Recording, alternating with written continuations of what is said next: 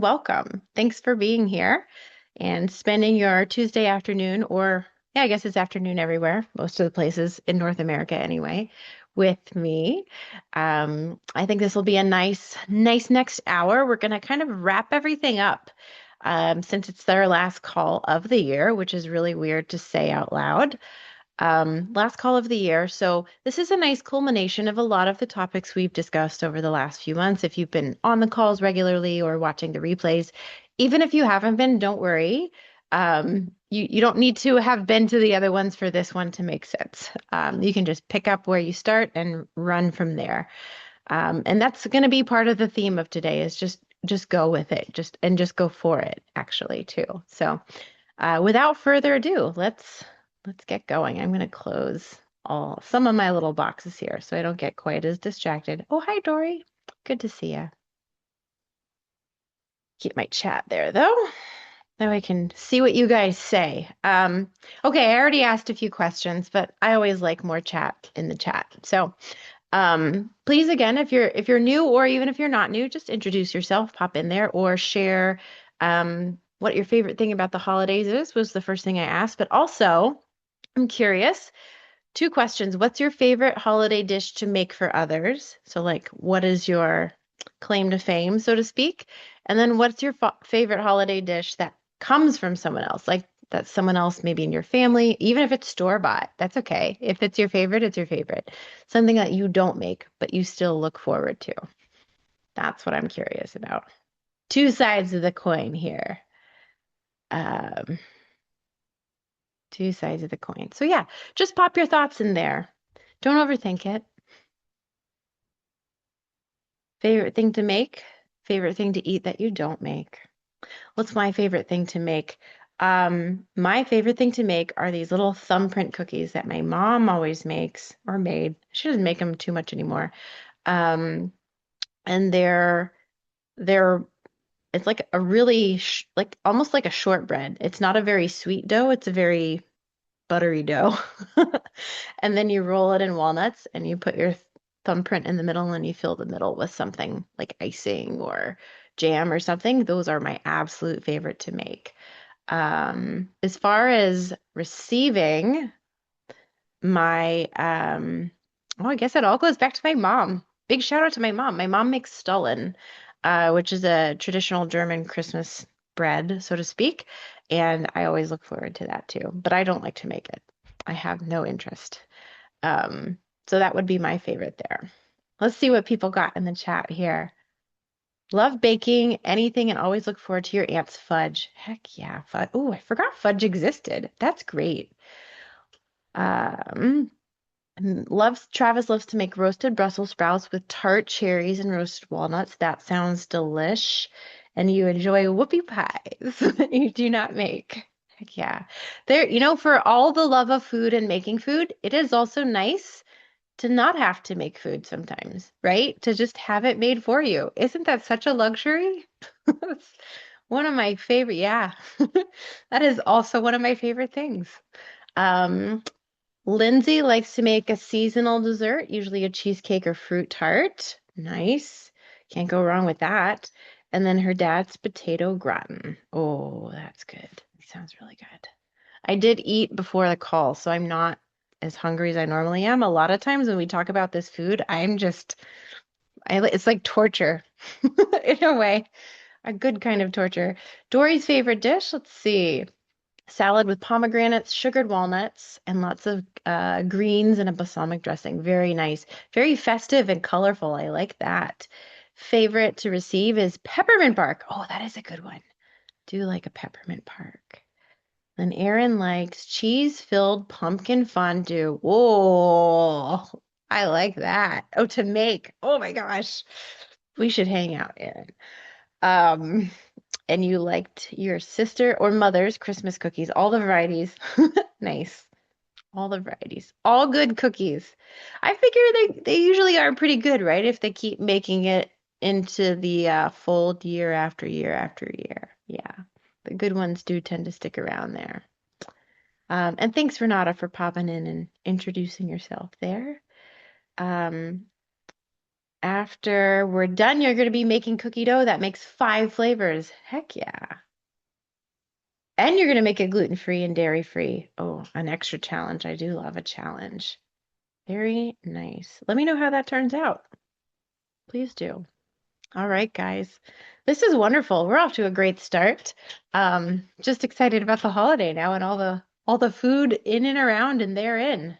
Love it. Love it. Oh, th hi, Liliac. Um, Baking anything. We got a lot of bakers here. I love it. I actually started as a baker before I even went into nutrition. That was like a hobby of mine in high school.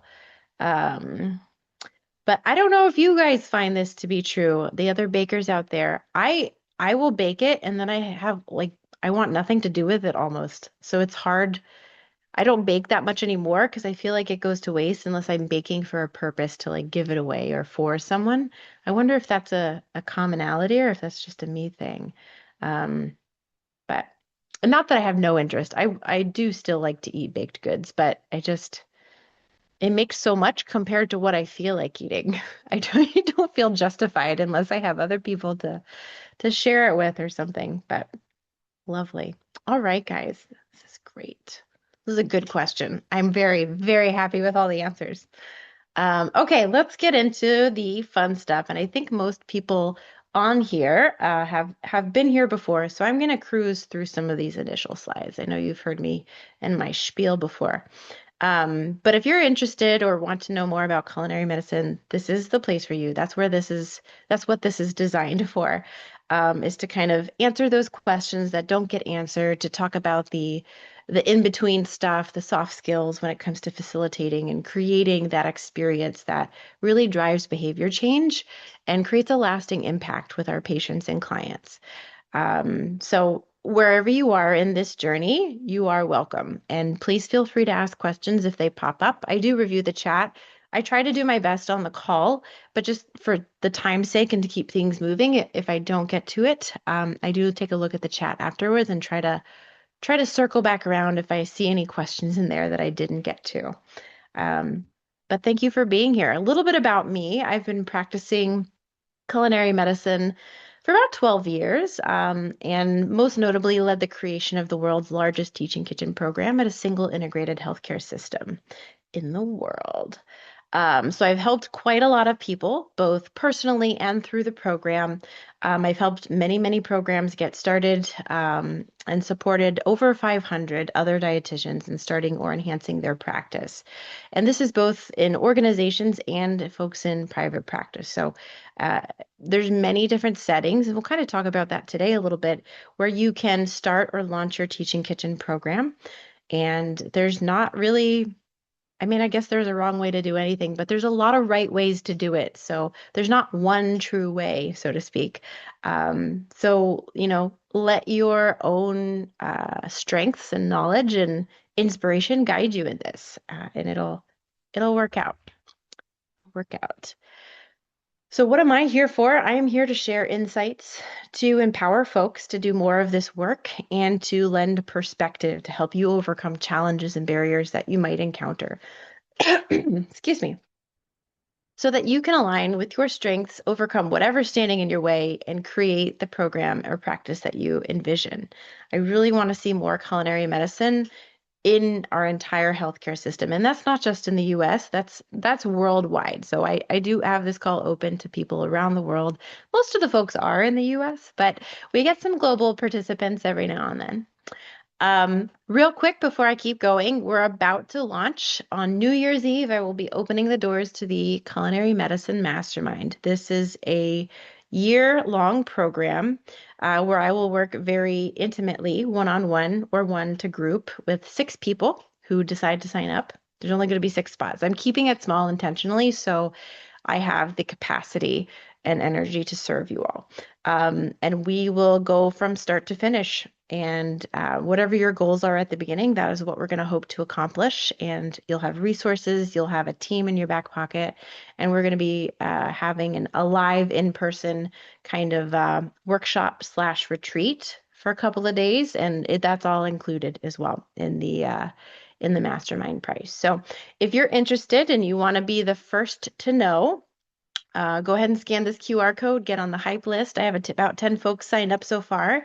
So they will be getting emails here shortly, and it will be open to them on New Year's Eve. And then they get first dibs. So if all 6 spots are filled, all 6 spots are filled. But if not, I will be putting it out to the larger group in January. So if you are interested, go ahead and there's no commitment right now. You'll just be the first to know kind of thing and get a chance at those spots. Um, and just as a quick reminder, we started doing Q&A calls every month. They've been really lovely. It's a nice chance for us to talk more back and forth versus just me talking at you, quite frankly. And you can answer questions live. We work through them. There's some nice group discussion too, which is also great. So you get the benefit of picking many minds. Those have been going well. So the next one's going to be January 6th, which is a Tuesday. I checked at 3 p.m. And if you're on this call, you will get the link to it. Anybody that's registered for the Infuse series will get a link to that Q&A call as well. So we have that to look forward to too. All right, guys. I'm gonna peruse through this, but this just a bit about me and my history with culinary medicine, starting out at the young age of 4. No, just kidding. I did like to cook. I always had an interest in food and cooking. And when I discovered nutrition as a profession, which when I started university, I didn't actually know that was a thing. I went my whole life until that point as a child, not knowing dietitians existed, until I did get to school and I took a food science class and discovered nutrition. And it sounded a lot better to work with people than it did working in a lab to me. So I pivoted and became a dietitian instead. But food always was a big part of that, right? It's the language with which we communicate and talk about and experience nutrition in. So being an integral part of it, it just didn't really make sense to me to do it otherwise. So it became my practice right out of the gate. And it probably will be ever, forever, forever and ever. So that's kind of how I got here today. Just a little personal story there. And really, the my big pie in the sky dream is to see this type of nutrition intervention, interactive nutrition education, become the standard of care and accessible in every practice primary health care facility. I want people to be able to go see their doctor and see a dietitian at the same time. And I want that dietitian to feel empowered to be able to help them with scenario-based discussions and real-world situations they might find themselves in and around food, right? There's a lot of things working against us nowadays. There always has been. There's always things around food, but you know, the world is shifting at a decently rapid pace right now. Food is getting more expensive. Can't argue with that. So food scarcity, food insecurity, things like that are getting more common. Even if it's not something people talk about out loud, so to speak, it is something we think about.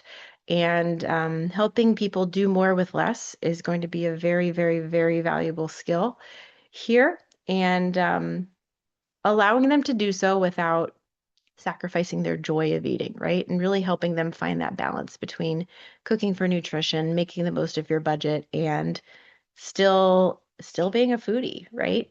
There's a way you can have it all. I am a supporter of all of the things here. So let's make it happen.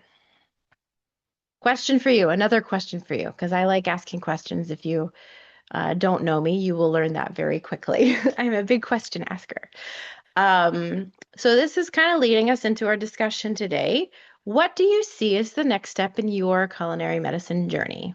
And you can please go ahead and pop it in the chat. What's next for you? Even if you haven't taken the step yet, I mean, I guess that's the point. But what's next? What's on the horizon? What do you feel coming?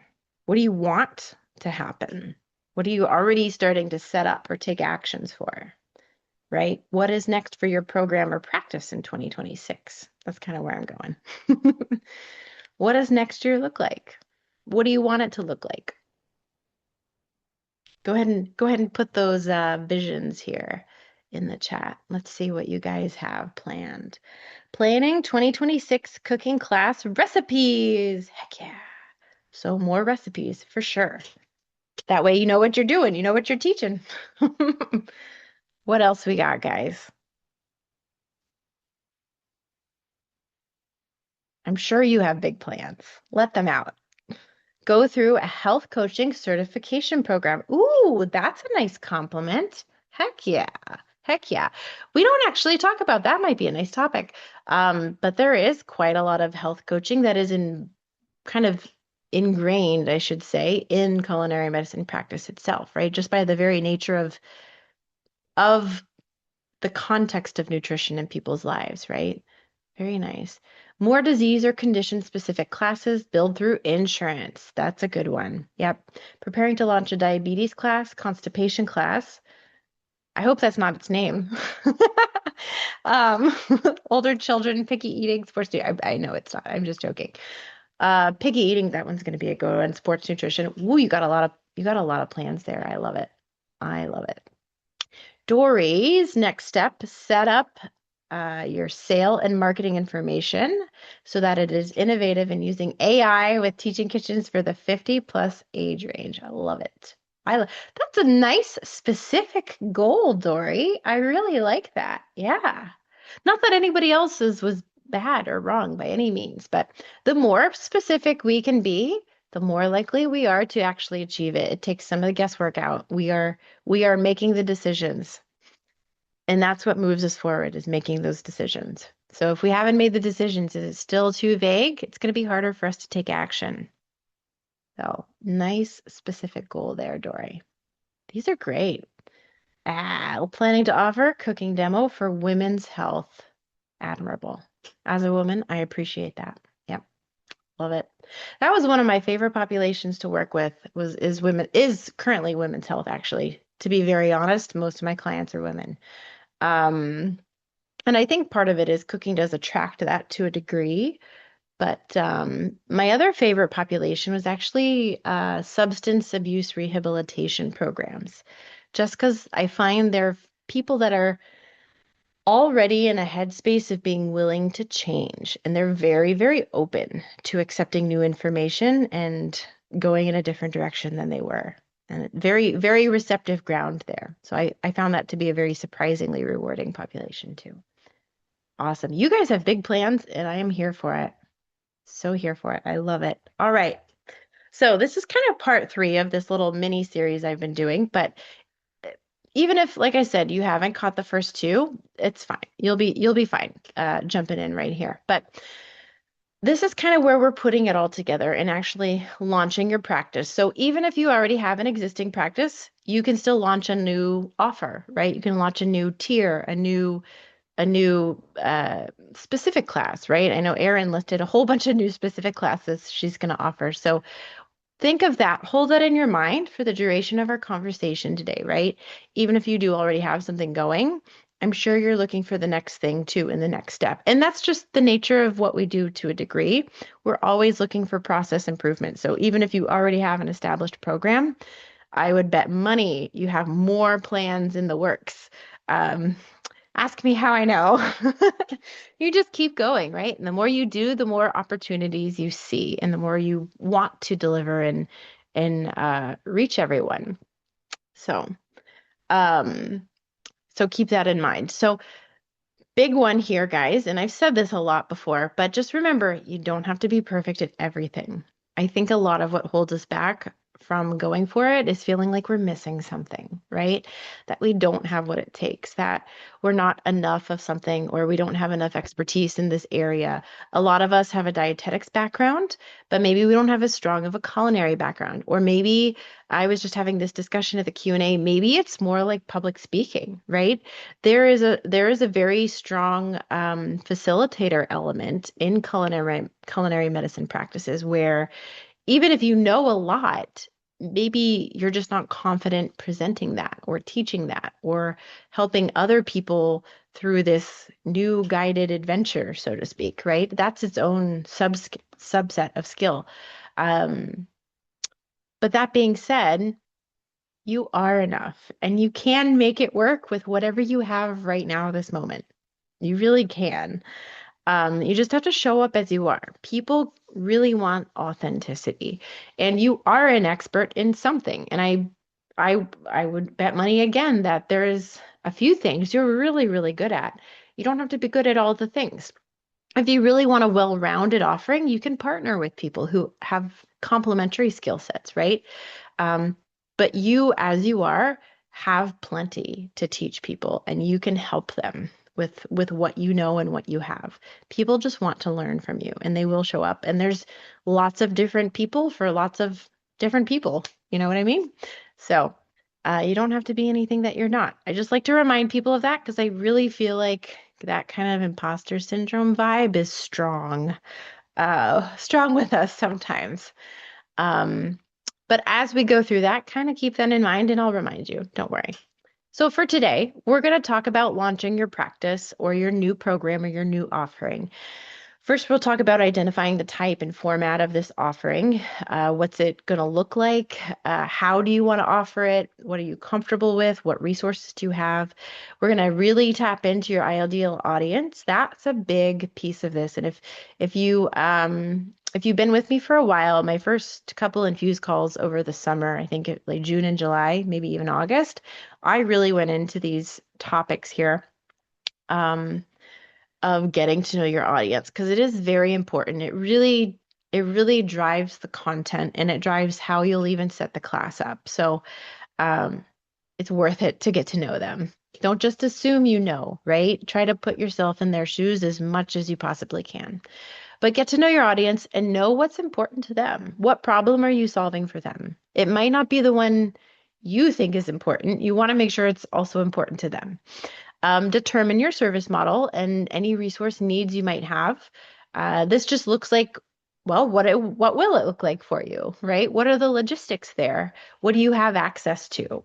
If you don't have a nice place to do an in-person class, maybe you could host a virtual, right? Or maybe you don't like technology at all, and then you just stick with in-person stuff. There's different things, and none of them are bad. There's a place for everything.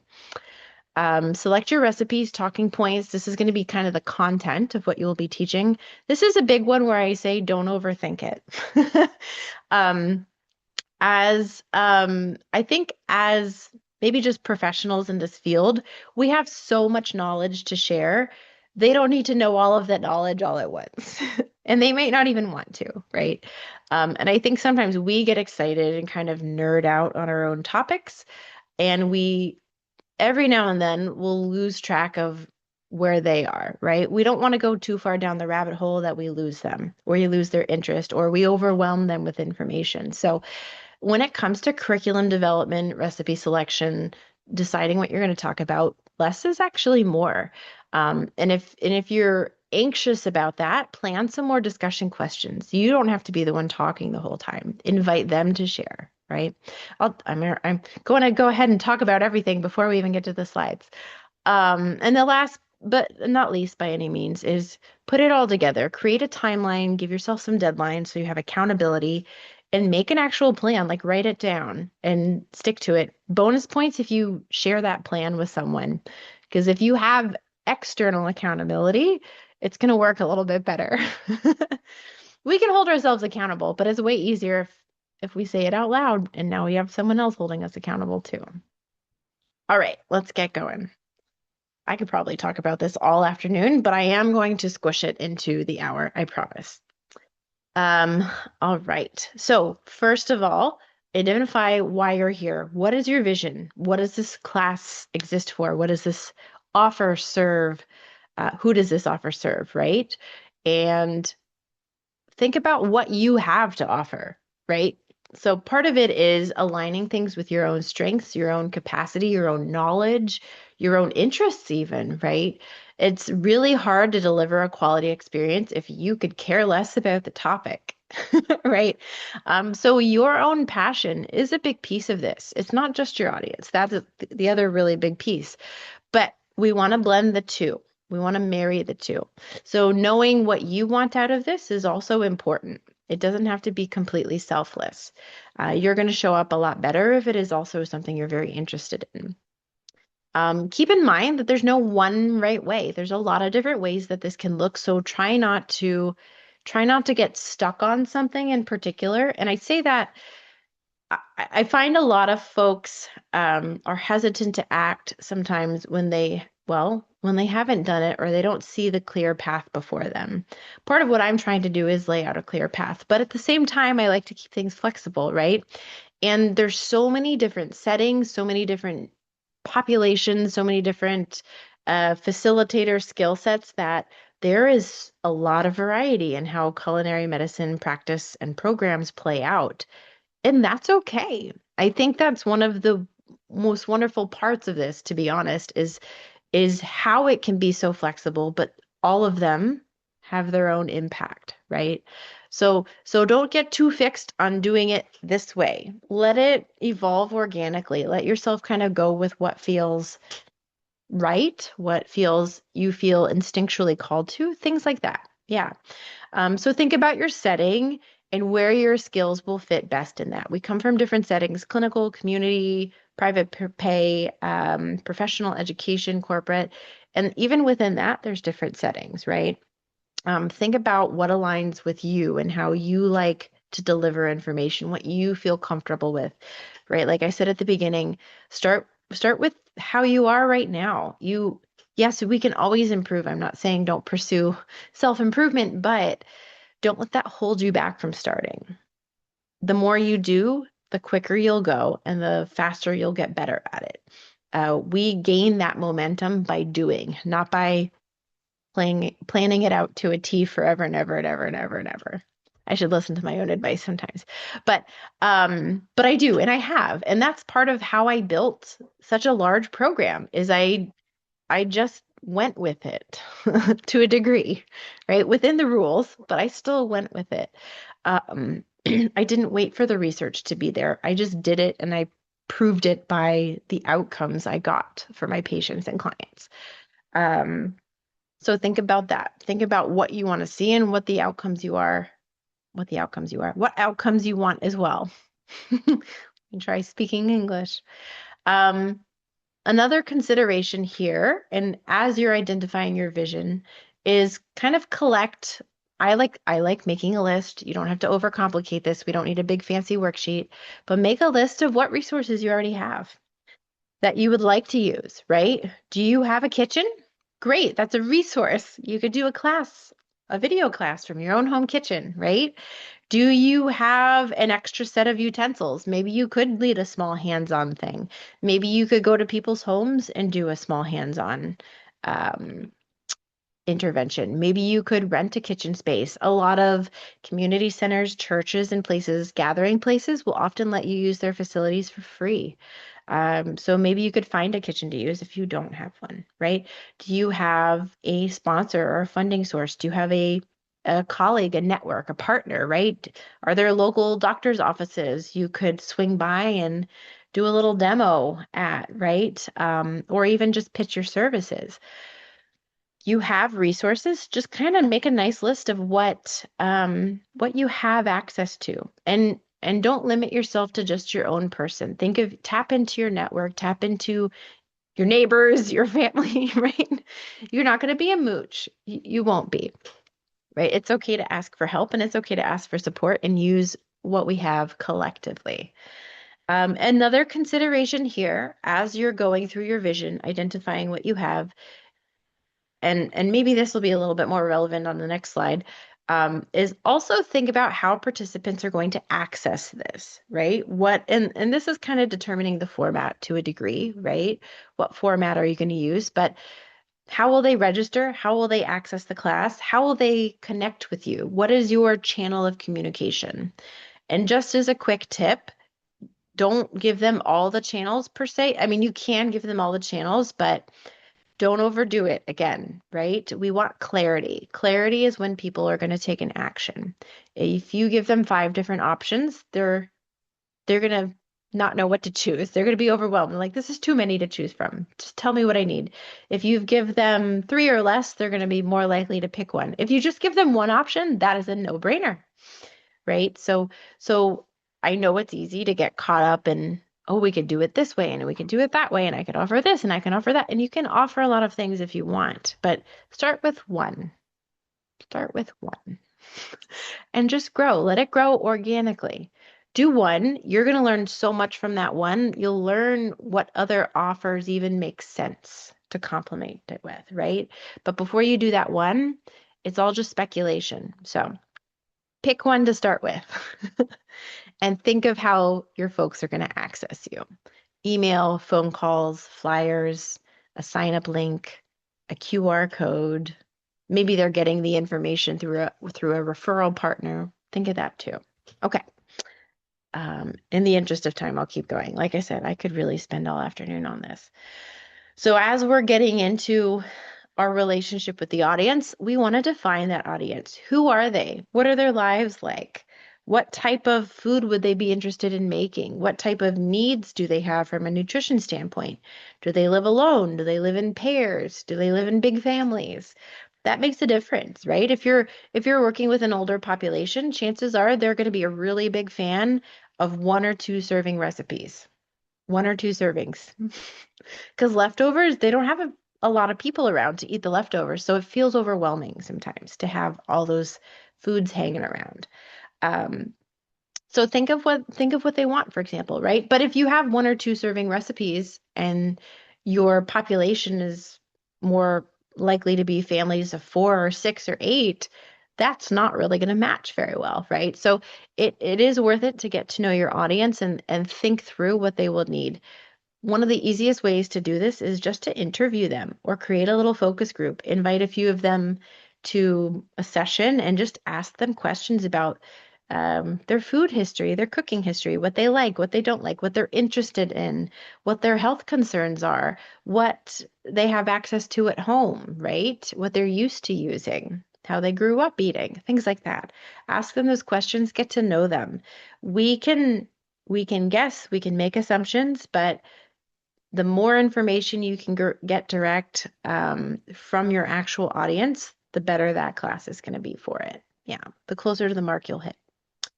Um, think about their challenges. And again, this is another one where we want to be careful of our own bias, not just the challenges we see from a dietetic standpoint, but what are the challenges they see, right? We might be thinking, okay, you really need to get a grip on the sodium. But they might be thinking, okay, I really need to make this $20 last all week, right? If you're speaking one language and they're speaking another, if they're focused on that problem, not the problem you're trying to solve. So make sure we blend them. If not, tackle it from the budget standpoint. Say, I can show you how to make that $20 last all week and reduce your sodium. Bam. Something like that. Just the point is consider their perspective too, and really what's driving their choices at this moment. And how do you solve that? Or even if you don't solve it completely, again, this is not an all or nothing game. If you improve it, that is still a solution. So, how do you improve their situation, solve their problems, help them overcome these challenges? That's what you want to tap into as you're putting this class together or this offer together. Yeah. Think of the outcome you want versus what they want. Sometimes you can have both, but you really have to honor their own wants and needs too, or they're not going to show up to a degree, right? And just remember to meet them where they are. You can take them on a journey and get them to the place where you can, you see their potential, right? You can certainly take them there, absolutely. But that might not be the starting place, right? Going back to the salt and the budget. Maybe you work in sodium. Maybe this is a 3-class series and you start out the gate talking about how to make that $20 work, right? But in the second and third class, you shift the focus a little bit to the sodium because now they're listening to you. You've gained some trust, you've given them value, and they have seen that work in their own lives, and they want more from you. And because you've already solved one problem, they're going to be more open to your suggestions of, hey, I also noticed this, and I can help you with that, you know? So remember that. And the outcomes matter more than the information, right? Again, we start to nerd out on the nutrition side of things, and I get that. Some clients and patients will go there with you, but not always all of them. You gotta read the room, feel it out, but remember it's the outcomes that they're there for. What are they getting out of this experience? Not just knowledge. That's not going to cut it. We're after behavior change. What's going to change that? Confidence. Confidence and conviction in what they're doing and what foods they're choosing for themselves. Skills, knowing how to do something without feeling overwhelmed. Ease, doing something quicker, more efficiently when time is such a scarce commodity. Agency, feeling empowered to do this for themselves, right? And making their own choices, their own informed choices. So there's a lot we can give them. And like I said, it doesn't have to be the kitchen sink. Let it evolve. You can curate the kitchen sink over time. Okay. So now that you know your audience and you know yourself and what's going to work for both, right? This is kind of what combines to determine our service model. This is where we decide what that is. And I'm going to go ahead and say this again. You can change your mind. Actually, I didn't say that before. You can change your mind. It's okay to try something and then try something else. You don't have to get it right the first time. I promise. Nothing bad is actually going to happen. You can try again. Think of this, if it helps, as a pilot program. That sometimes helps. I feel like we put a lot of weight into choosing the best possible thing right off the bat. We're like, we can't get this wrong. We have to do it perfect and right the first time. Otherwise, what are we even doing? That's not true. That's not true. Try something, learn from it, and then do it again or do something different if it didn't work. Process improvement. It is part of this game. It is part of health promotion and education, and it is an innate part of creating a really, really nice program and practice.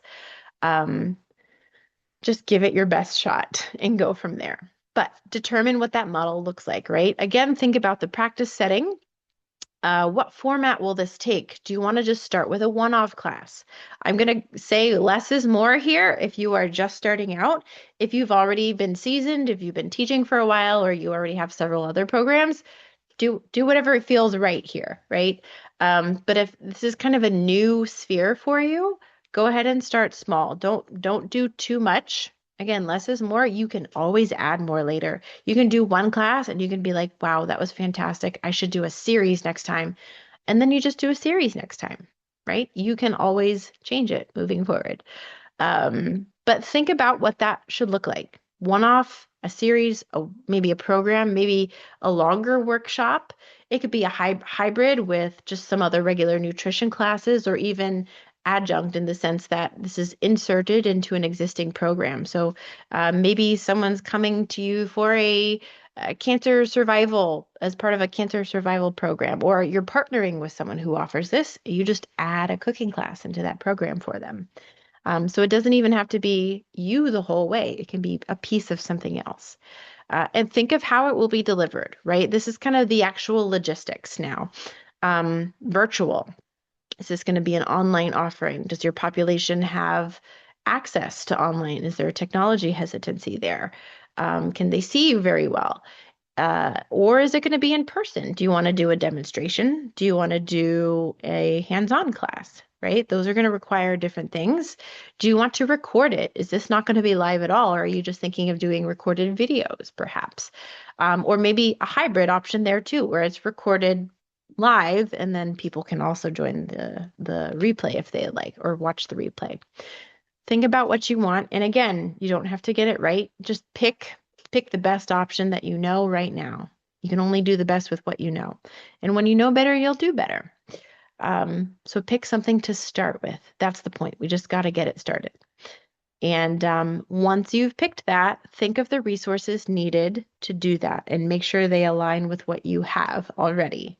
So if it's virtual, do you have a way to record yourself, or do you have a video camera? Do you have a kitchen to cook from, right? There's not too many requirements, but you just got to make sure you have those things. Most people do. You have a phone, so maybe you just need a tripod, right? And just go from there, right? And, boxes and duct tape can do a lot of good. You don't even need a tripod sometimes. One of my favorite things is that it might look really janky from our perspective, but as long as it's behind the camera, nobody knows, right? So you could have piles of boxes and things duct taped, but they don't see that. They just see whatever you present, right? Your cutting board and your dishes and you. So think through those resources. Same thing if it's a physical location or an in-person class. What will you need? There's going to be quite a lot more resources if it's in person than if it's virtual, but that's okay. Maybe you have access to that and use it if you do.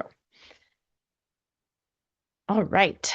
The next piece here is the content itself. Now, and I just very recently talked about this, but don't get even too hung up on the content. This is partly about the experience, mostly about the experience, if I'm being honest. We want to create a very welcoming and open space because people are doing something new. They're learning something for the first time. They're trying new things, and fear of failure, especially as adults, is a hurdle, right? It's a very big thing that a lot of people contend with, and it sometimes even keeps them from coming in the door. But they did come in the door. They were brave enough to do that. So let's reward them by creating a very safe and open and welcoming and learning conducive environment here. So I know we're here to educate, to teach, to skill build, but just remember that experience is going to be what counts. We want it to be memorable and we want them to have positive emotions throughout. Because what we're doing, because this is a new thing for them, and they're trying it for the first time, we really want their first experience to be a positive one, right? They're more likely to repeat it at home independently when they have had a positive first experience doing it, or even semi done it, right? Even if they're sharing the recipe with someone and tag teaming, that's still building a positive association. And that's what we're after. So think of that too, not just the content, not just the recipes. So let it inform your content is what I'm really trying to say. So when you pick your recipes, pick things that you are comfortable talking about and teaching and demonstrating because your own comfort and ease will help them. You're also going to be more likely to articulate the nuances more accurately so they have an easier time following it. Excuse me. Um, And if you're very familiar with it, you can guide them through their own exploration of things. For example, if it's a recipe you know like the back of your hand, you don't have to stick to the spice blend you have in there. Maybe you can encourage some of them to do their own exploration and play around with that. But if this is a new recipe for us, we may not feel comfortable encouraging them to explore because we're still kind of feeling self-conscious about things. So be mindful of that too, right? Your own needs and your own strengths and your comfort level are going to play a role in their experience. So think of that as you're picking these recipes out. And again, less is more sometimes. We don't have to pick a million recipes. Just one really good one will do to get you off the ground. Maybe two. I find that if I'm doing a recipe where there's a lot of downtime, I will often do something small during that downtime. So for example, maybe sorry, I just looked at the chat and distracted myself. Yes, that's the quote. Good job, Jessica. I love it. Um, maybe, whoa, lost my whole train. Where's my train here?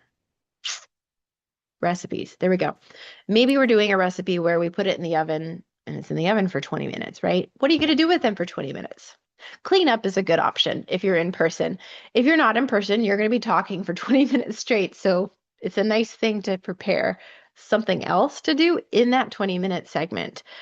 Something small. Often I'll do some sort of like topping or condiment to go with the thing that we're baking, maybe a dessert. Maybe I'll just demo a few extra little things. Like if I'm talking about variations on a theme, I'll just demo like a few variations. Maybe even just do some knife skills. That's actually my default. If we have downtime, I just always go back to knife skills because it's something we could all use more practice with. Um, as much as I show people, I still see folks holding the knife incorrectly. So I'm sure we can get more practice. And that just builds confidence. So it's okay to reinforce things you've talked about before. Don't be afraid to do that. I say things over and over again. And I don't even remember what I say sometimes. And I think I'm repeating myself and I'm not. But the reinforcement is okay. It will benefit them. But think of that, right? Don't overcomplicate it. If you want to blend a couple recipes, do so. But even just the one or two will still be a good class, right? To make yourself feel more comfortable, prepare a few talking points. If you're someone that likes to just wing it, you don't have to do this part, but I find most people like prepare. Most dietitians are more type A on this regard. So think of some talking points, right, to use in class. My kind of go-to is a nutrition one, a culinary one, and then a wild card. So I that's kind of my little formula. So I always have something nutrition-y to tie it back in. So if maybe we're doing a pesto recipe, and I'll talk about I don't know, the benefits of fresh greens and vitamin K and stuff like that. Or I use a lot of nuts in my pesto, so I'll often talk about a nice little secret source of added protein and things like that, heart healthy fats. So I have a nutrition topic, and then think of a culinary topic, right? different different styles of pesto, right? You can use different herbs for pesto. It doesn't necessarily have to be the traditional basil and garlic. You can get creative with that. How do we make a pesto? What are the core elements that make a pesto and not just a chimichurri or some other green sauce, right? You could think of a culinary topic to talk about. You can also consult on this too. If you don't feel comfortable, you can do your own research to talk about this. It is a good practice to fall back on what you feel comfortable talking about. Just again, your own confidence and passion are going to come through when you're kind of in your zone here, right? And then a third point, I often will tie it back into some sort of wellness aspect or lifestyle aspect, such as, I really like making a pesto because it's a quick weeknight dinner, right? I have the pesto whizzed up, and I can pretty much throw that on any combination of protein, veggies, and starch, and it tastes good because it just tastes like the pesto, right? So I'll work it into maybe a lifestyle skill, or something like that, or invite conversation there. So pick a few talking points just so you feel prepared. The lovely thing about culinary medicine is you may not even get to talk about those. It could go in a completely different direction that you didn't plan on. And that's okay. That's okay. You're an expert, right? You can talk about these things. Go with it. They might ask questions out of left field, um, and just roll with it. If it's not something you can answer, just let them know or say, hey, I'll look that up and get back to you. I don't really remember off the top of my head. That's okay too. But think of that as well, right? How flexible can you be? Are you comfortable being? How much participation do you anticipate? Sometimes this is difficult to pin if this is your first time teaching to this audience, but it's worth at least thinking about. Even if we don't know all the answers, if we go through that mental exercise of thinking of the options and kind of visualizing and preparing, we're going to respond a lot better in the situations, even if they turn out a little different, because we've given it some forethought. I always like to say, I like to have a plan. Even if I don't follow the plan, I like to have a plan. And I do much better when I have the plan, even if I don't look at it. So just some suggestions here as you're putting it together. Again, don't overcomplicate it. Pick a recipe, think about what you're going to talk about. That can be it. If you have handouts already made, throw in a handout, but don't feel like you have to make a whole new handout for every single class. You don't. You don't. They can take notes. That's actually encouraged. Writing things down helps us commit it to memory. So bring a bunch of pens and some paper, and they can take notes as you talk. It's a wonderful thing. And last but not least, I'm not going to spend too much time on this one, but you can also incorporate different sensory input and engagement, right? And this kind of does go back to the experience, right? We're not just here to taste. We're also going to smell things. We're going to touch things. We're going to experience different textures. We'll see how things take different forms, maybe go from solid to liquid to chopped up. I don't know. There's lots of different forms things can take, and there's visual aspects and different sensory inputs from the cooking experience too. And don't forget about those, right? If you're kind of feeling like I find this is something I do when I pick a very simple recipe or I limit myself to one or two. I get more creative with those other elements and I bring them in more, which I don't think is a bad thing. It helps our clients and patients connect with their own preferences and what leads to their own palate development, which is something not a lot of people have given the conscious thought to. So that can be a very valuable piece of class too. All right. And putting it all together, create a timeline for yourself. This part I like to write down. Doesn't have to be a lot. You could just do it on a piece of notebook paper. Write your timeline down. This is making it concrete, making it tangible. And this is part of the accountability piece, right? We can plan and we can scheme, we can have all the great ideas, but we got to start doing them. We got to get them out into the world and we need to take an action. So set yourself some deadlines. Decide who's doing what, who are you teaching, what are you teaching, where are you doing this, when is it happening? Pick a date and then announce it to the world and then you'll be stuck with it. For better or for worse, get it out there, right? And if not just one date, pick your class date or your offering date and then go backwards from there thinking, okay, so if my class is this date, I need to have the materials prepared by this date. Remember, the people might want to or need to know what's happening, right? If it's a cook along, maybe they want to know ahead of time, and they need to get their own groceries, for example. Make sure you have enough time to get the materials out to them. And again, the materials don't have to be complicated. A recipe could be it. If you have some handouts, that's cool too, but it doesn't have to happen that way. Keep it simple and then go from there, right? Once you get these folks in a class, guess what? That's its own little focus group, and you can ask them lots of questions about what they would like to see next, what helped their experience, what they missed from that experience. You'll get so much information. It's going to be wonderful. But create that little timeline, promote it, think of material production, your own grocery shopping timeline, class setup, and then don't forget to follow up with your clients afterward too, right? Invite them to share, invite them to another class. Go from there. Don't just leave them hanging. Excuse me.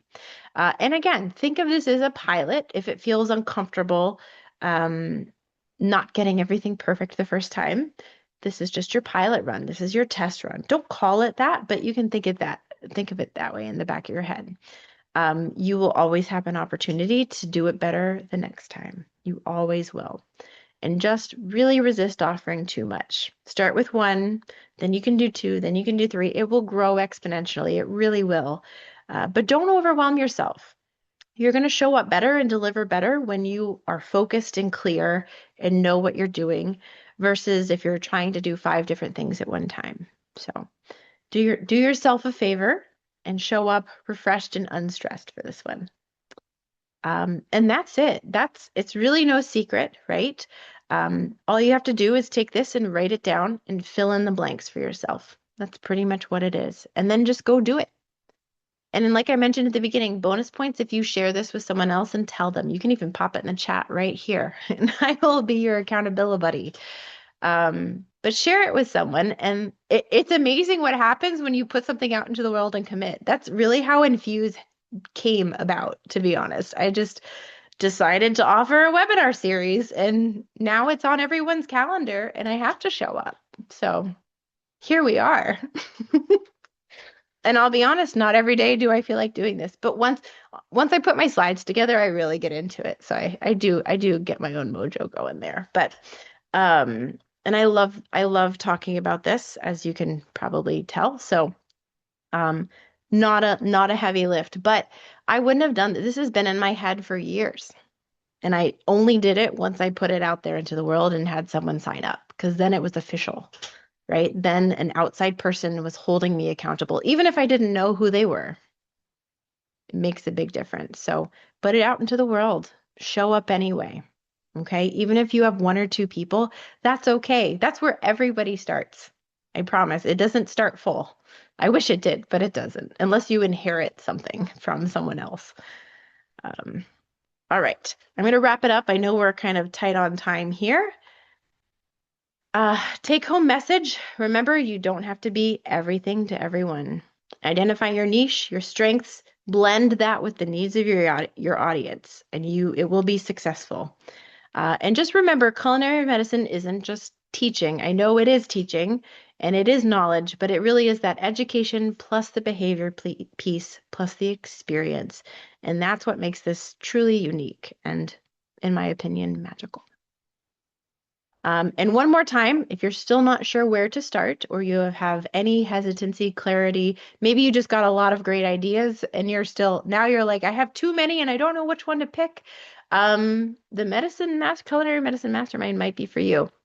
If you're interested or if you have any questions, please feel free to shoot me an email. But If you want to know more, go ahead and scan that QR code and get on the list. I'm happy to support and provide some clarity, more accountability, and be with you every step of that journey. Very exciting to help people take their visions to fruition. And I have a nice little quote here. I don't know why it's blue. That's weird. But I thought this was a lovely quote by Amelia Earhart. The most effective way to do it is to do it. So true. And she did. She just did it. That's how you do it. You just do. You just do. It's never going to feel perfect, right? It's never going to feel ready. You just have to do it. And it just kind of happens on accident almost. That's what it feels like anyway. You learn to live with the uncomfort. All right. We don't have a drawing today, but the next one's going to be in February, and everybody present today does get an entry into that drawing. We're going to be shifting into some content topics starting in the new year. So I thought it would be fitting to feature a culinary medicine cookbook. This is a nice one. I'll talk about it more. I'm even setting up a Q&A call with the author, so we'll have a nice special event for that too. So you're here, you get an entry, and if every time you show up, you get another entry in the drawing. So good luck, everyone. And we have that to look forward to. What now? We have our next call in January, which is weird to say out loud. You're also welcome to join us for our action hour. The next one's going to be January 6th. That is a Tuesday. I checked at 3 p.m. And just a little sneak peek. This is not comprehensive by any means, but some of my ideas for topics in the new year, recipe writing and development. We're really going to get into creating a curriculum. We're going to revisit pitching your program. We had a lot of good reception to the kind of pitching yourself topics. We've had a few of those on the Q&A calls. And whatever your program or service or practice is, putting yourself out there either for partnerships or just to get referral partners, things like that. And then different funding models, how to make money doing this. That's also a big topic coming up here. So, and more. The Q&A calls are a great way for me to get to know what you need. So a lot of these topics came from those Q&A calls, and that way I can continue producing content that is useful. So I think that's it. All right, guys. Not too far over the mark. It's because we started 5 minutes late. Threw me off. Um, I hope you all have a wonderful holiday. Thank you for spending your last hour with me, and I'm excited to see what the next year brings. Take care, everyone. Bye.